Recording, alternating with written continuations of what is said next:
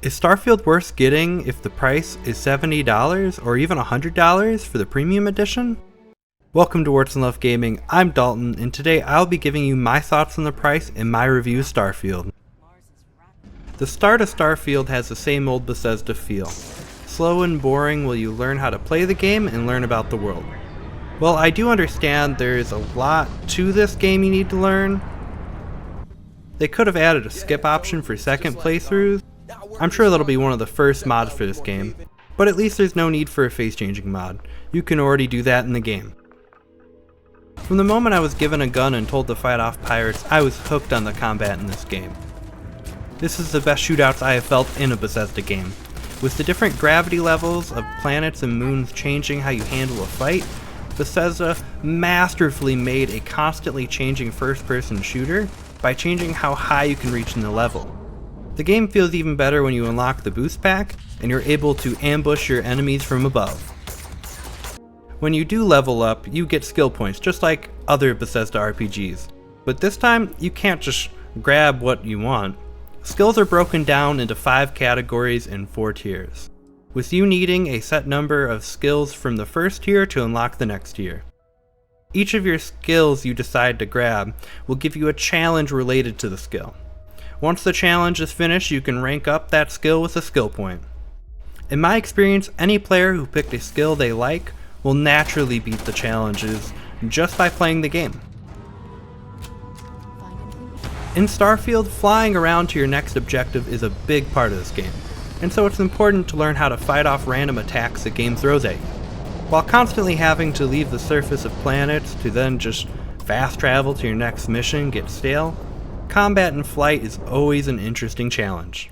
It is a fun game of managing the power of your ship's systems to take out the enemy that often outnumbers you.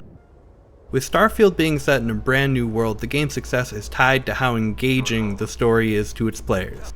Along the main story, you are drawn into a group of misfit treasure hunters called Constellation. Welcome to Constellation. They're looking to solve the mystery of artifacts with strange abilities. Being sent out on adventures with your new friends in hope to find these artifacts sounds simple, but of course it never truly is. Each quest to find a new artifact is fun and never feels the same, with your companions you decide to bring along becoming the true stars in the story. Much like the main story, side quests are never dull, with the interesting followers you choose to bring with you. However, if you do decide to go alone, these quests are still very entertaining and unique.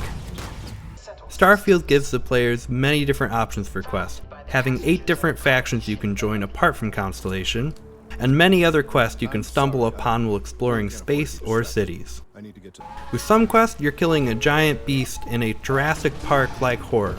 To others, you become a lawman hunting down outlaws like an old western movie. The side quests could keep anybody's attention for hours. Replaying these quests can be enjoyable, with some offering different paths you can take. I have been completely immersed in the world and the story of Starfield, with my immersion only breaking when I'm forced to look at a menu to jump to a faraway galaxy, or not being able to just land on a planet that is not a part of a mission yet. Like, why can't I just land on Earth? Well, the map size may be immersion breaking for some because you can't walk from one place to another. The maps are big enough you would never want to walk to the end of a map. Believe me, it took over 25 minutes to reach the end of a map. There are randomly generated locations added to maps of main locations so that the giant maps don't feel so empty. The planets in Starfield all feel alive, with many people going about their day regardless of where you are. The size of the city feels right, unlike other Bethesda games. You never question how a place could be called a city. So far, but I want to find more. Glitches can also be immersion breaking, but like other Bethesda games, Starfield glitches are not game breaking and mostly just entertaining. For anybody who's a lore nerd like me and loves the backstory of Bethesda games, there is so much to learn and love about this game. Starfield has a long history, being set in a possible future for our world, with Earth being uninhabitable and forcing everybody to colonize other planets. You're constantly getting told a new piece of information while out on missions that help you see the bigger picture of what happened before your journey began. There are also a lot of Easter eggs to other Bethesda games to enjoy throughout the world. The graphics looks amazing in Starfield, but to play on PC, you need a good computer. I'm running the game on my PC with a 3060 Ti, an i5-12600, and 32GB of RAM. The game will look good on any modern graphics card with the ability to upscale the graphics when going to higher settings automatically. The sound design is also amazing, with the music subtly getting you in the mood for every moment of gameplay. Like Fallout 4, there is a base building mode that you can do on any planet or moon you choose. The system is very similar to Fallout 4 as well. Going into building mode allows you to make objects in your base by using resources you find out in the world or dig up at your base. You can also buy homes and cities that you can decorate with the same building system as base building. The premium edition of Starfield does not add much value outside of the early access of the game.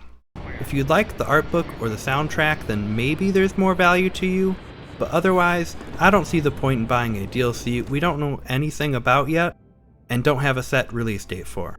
Between all parts of the game, it's a 9.5 out of 10 for me, with the only issues I have being small immersion breaking moments and non-game breaking bugs, which at this point is to be expected coming from a Bethesda game. I would recommend anybody to pick up the base game as soon as possible, even if it is $70, but I cannot recommend anybody to spend $100 like I did for this game. The early access time I used to make this video is coming to an end, and the DLC that is not out yet is no reason to throw out more money for this game. $70 is a perfect price for this game. Being so packed full of content, you could spend hundreds of hours in this game. Well, that's it for my review for Starfield. I hope you all get exploring into this wonderful world and get lost in it like I have. I have a playthrough I've been putting up on my channel, so go check that out. And like and subscribe if you want to see me do more reviews like this in the future. Until next time, see ya.